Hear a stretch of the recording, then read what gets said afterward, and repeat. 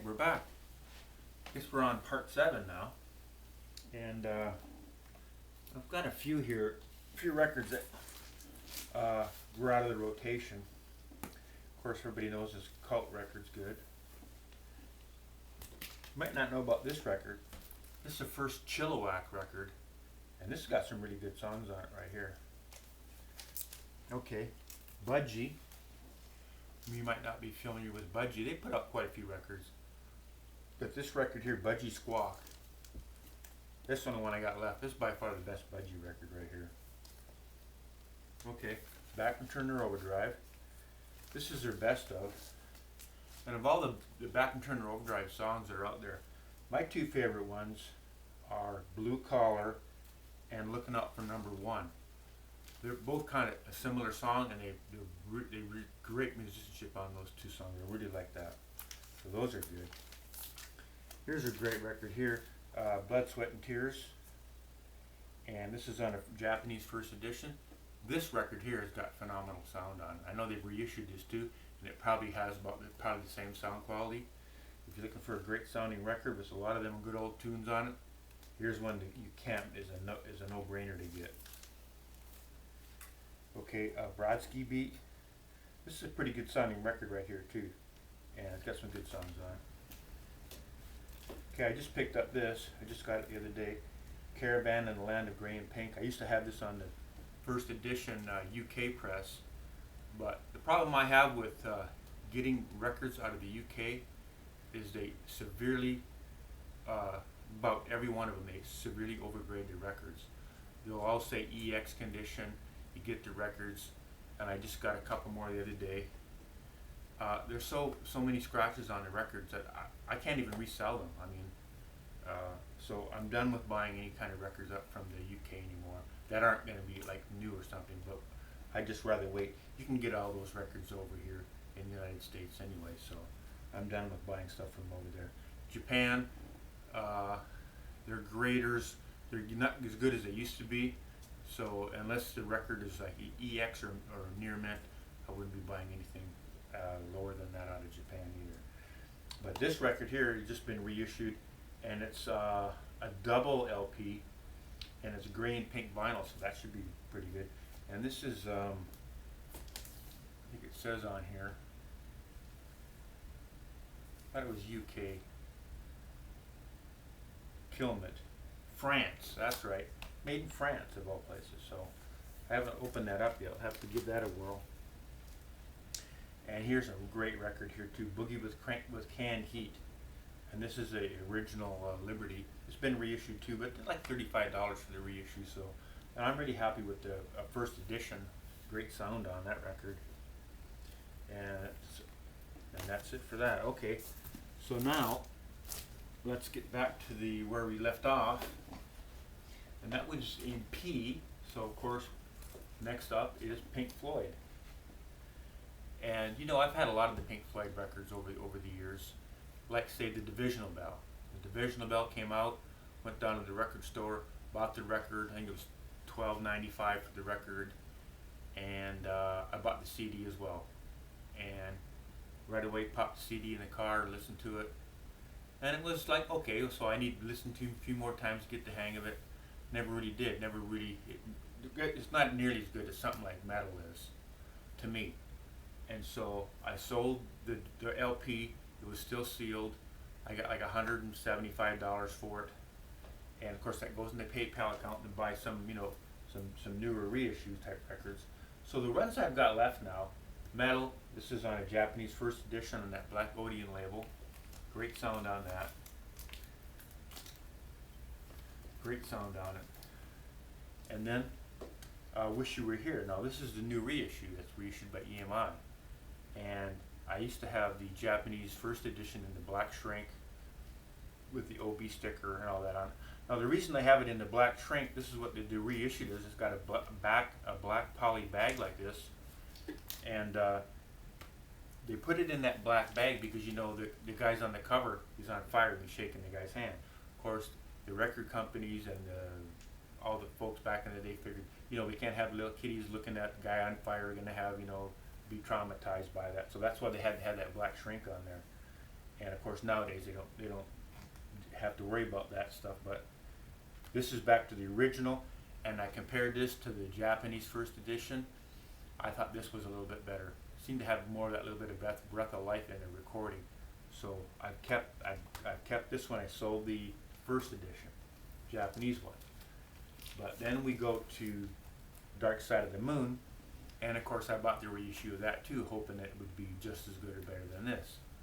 But like the original Mobile Fidelity that I used to have of this Dark Side of the Moon, this Pro Use series Japanese is a half-speed master as well, and it's night and day difference between the Mobile Fidelity. It wasn't even close. I mean, it's made the Mobile Fidelity sound like a second press, American copy. It's that good. And so then I got the new EMI reissue, like this one, and they're like $30 or so. And I was hoping, man, I hope this thing is just as good or better. It'd be great. No, it's not. This one, you might go on the internet and read some reviews that new one is better than this. There's no way. This thing is the utmost supreme copy of this record, by far. Nothing comes close. Nothing comes close to this. Like I say, a lot of these reissues, they sound better than the original, and a lot of times, you got to really listen to hear the differences. Not this. You put it on, and within the first 3-4 notes, boom. There's no comparison.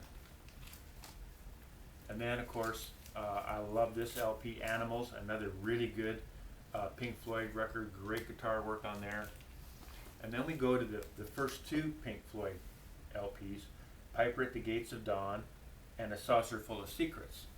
And this came out in, I think, 73 or so, and they took those first two records and then put them in a gatefold record like this, and this was, they called it a nice pair. And this is the Japanese first edition, again on that black Odeon label. It's got great fidelity on it. And I've got it in this version because if you try to get the first edition of these two first records on either a UK or Japanese, you're paying way over $100, maybe more than that, $100 a piece for those records. So that's the way I've got it done. And then Obscured by Clouds. And if I need some Pink Floyd, I've got all I need right there. That's the best stuff Pink Floyd there is right there as far as I'm concerned. Then David Gilmour. This is a really good record. So, and this is the one that I have for David Gilmour. I think he's got another one too, but it's not nearly, this is as good, almost as good as Pink Floyd right here. This is good stuff. And then we go to the Pixies, and this is the classic Monkey's Gone to Heaven's on this. That's a really good song. The kids love that, so we've got this one. And then the other Pixies record that I have is Bossa Nova here. This is on a UK first edition. This is another really good record. Now the other Pixies records that I used to have, I think I had 4 or 5 of them. I sold them off on eBay. It's just the kind of thing I never listened to them. Even when I put them on the turntable, how are they? No, it's not something that I'm going to listen to on a regular basis, or if ever again. So I sold them on eBay. It probably like that, maybe $10 for them. But they're not really that collectible. Plan B, that's a good record there. And then we get into the Police, and of all the Police records that's out there, these are the best ones. We've Got It a Blank, Ghost in the Machine, and Synchronicity is probably their best one. And then off of that, Sting, they just reissued this now, 10 Summer's Tales, and it's on that Back to Black reissue. And that Back to Black, they do some pretty good stuff. And this is a good record. If you haven't heard this one, this is really good. So that's the Police, Sting, that type of thing. And then we got a little Papa Vool right there, and Procol Harum. They're good. This is their best of. And then we go to Procol Harum Live, the Edmonton Symphony Orchestra, again on that Music on Vinyl label. And this is by far, to me, their best record. They've got all the great hits in there, Conquistador, A Salty Dog, that stuff's on here. And great fidelity again on that Music on Vinyl. So that's the one I've got of that. And then we've got some Public Image Limited. I've got these two. These two are really good records right here. They've got some other ones. They're not even close to these two. These two are really good. So that's the two I have of that. Then we got some Proclaimers, and then Quicksilver. You know, they've got quite a few records out, but this Happy Trails, that's the one I kept. That's the one I'm going to keep now. That's a good record. And then we've got this Red Rider, Neruda. That's a good record. I don't listen to it much, but it's got some good songs on there. And then we go to the Red Hot Chili Peppers. Now lately here, I have gone through the collection, and I had a couple other Red Hot Chili Pepper records, but listened to them, and it's like, I don't know why I bought these. It's not really my style of music. But this one, this is a good record right here. If you go on YouTube and listen to some of the songs on here, this is, I think, their best record. It's I got some good stuff on here. So that now is the Red Hot Chili Peppers that I've got in the collection.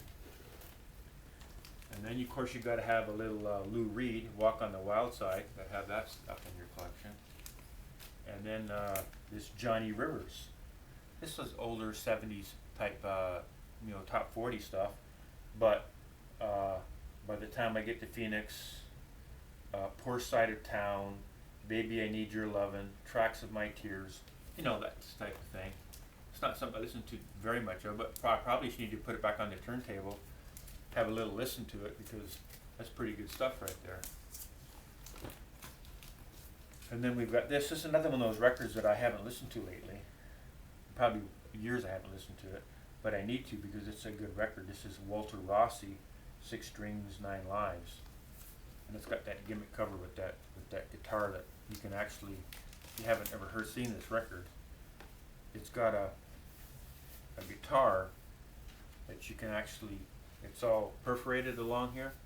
You can actually, pop that out if you want. Of course, you can't do that. You could destroy the value of the record if you do that. But it's kind of a cool kind of gimmick. But they call it gimmick cover, that type of thing. So I thought I'd share that with you. But it's actually it's a good record. And I found one, in a nice condition, so I've got that. See what else we've got in here. Okay, let's talk about this one. Kenny Rogers and the first edition. Who would ever think I'd have any Kenny Rogers in here? Well, this is Kenny Rogers when he was in rock and roll. It's not any kind of country at all in here. And this is, Something's Burning, Reuben James, Ruby, Don't Take Your Love to Town. Those are good songs. So that's what I've got there. And now next we've got the Rolling Stones. And what I've done, I used to have probably 30 Rolling Stones records. I used to collect all the Rolling Stones stuff.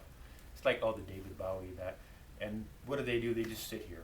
I never listen to them because there's some good Rolling Stones records, but you can't listen to all that stuff. You're just not going to sit there and listen to record after record after record. There's just way too much stuff. And they have a lot of great songs, obviously, Rolling Stones do. So what I did, I narrowed it down to the stuff that I like the best of the Rolling Stones.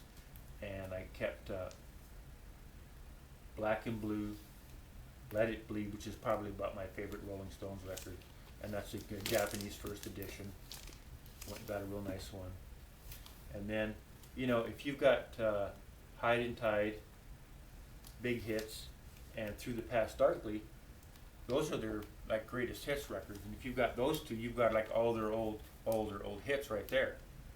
And then Dirty Work. This is a Japanese first edition, still in the shrink with the sticker and all that, so that's pretty cool. And then there's Satanic Majesty's Request. That's a good one there. And then we get to this record. And what I want to say about this one here, Some Girls, back in the day, from about 74, all of a sudden that's when the disco started. And it took over all the radio, all the top 40 radio. All they wanted to play was Donna Summer and the Bee Gees and all that disco junk. And most of the people I knew, we stopped listening to top 40 radio. We started listening to FM, and FM kind of turned into kind of jazz. So that's where when I got turned on to jazz in those years, and I've got a bunch of jazz records on here we'll talk about later. But when Some Girls came out, the Stones broke that grip of the disco that had on the top 40 radio, and because people were hungry for some rock and roll, and they came out with this. It's got a little bit of that disco influence in it, but it's back to good old rock and roll on this record. And this broke that disco hold that it had the radios that the record companies had. They figured disco was the way to go, and this showed them that it wasn't, because this was a billion selling record, and we got out of that disco. So that was a great record there, great milestone. Undercover and Tattoo You, I like that too. That's the Rolling Stones that I've got. And so now we get to one of my top 10 favorite bands, Roxy Music. And this is Siren, one of my favorite records here. And this has got Love Is the Drug. I can't, Both Ends Burning. I mean, you can go on and on. Every song on here is great. But the gal on a lot of these Roxy Music records, if you don't know, that's Brian Ferry's wife on there. She's the one that's on the covers. Again, Stranded, great record. This is all the Roxy Music that I've got. Roxy Music, that's the first one. And Avalon, of course, is great. Everybody loves Avalon. Country Life, another great record. And this is a live, Roxy Music Live. It came out, I think, in the 90s sometime. There's Brian Ferry, Bette Noor. Brian Ferry's put out quite a few solo records, but I got rid of all of them. This is the one that I kept. That one there, that was a pretty good one too. Not as good as something like this though, Manifesto. That's really good. Brian Ferry record. Roxy Music. And For Your Pleasure, again, that's the Japanese first edition. Because, Roxy Music, Capitol has reissued some of them. But Capitol, for some reason, the people at Capitol don't understand why people are buying reissues of records.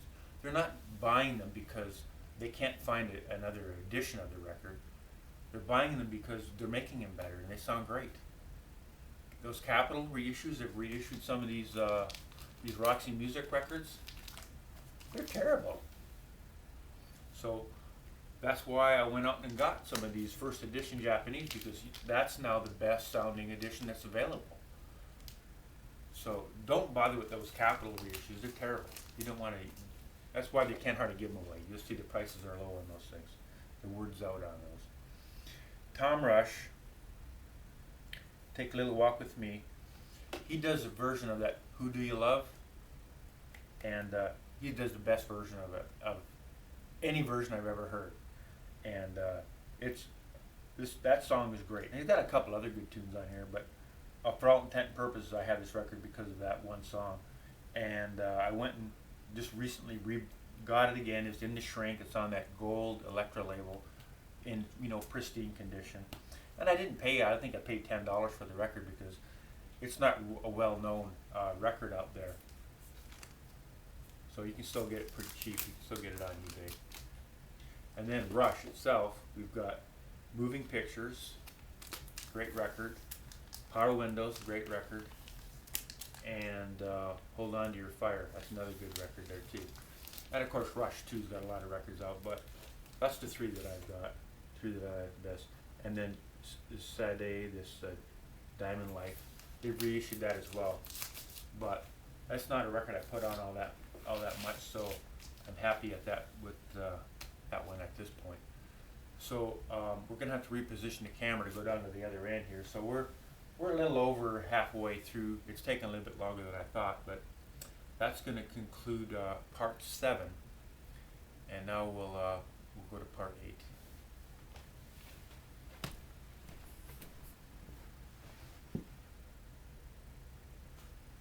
It's already been concluded.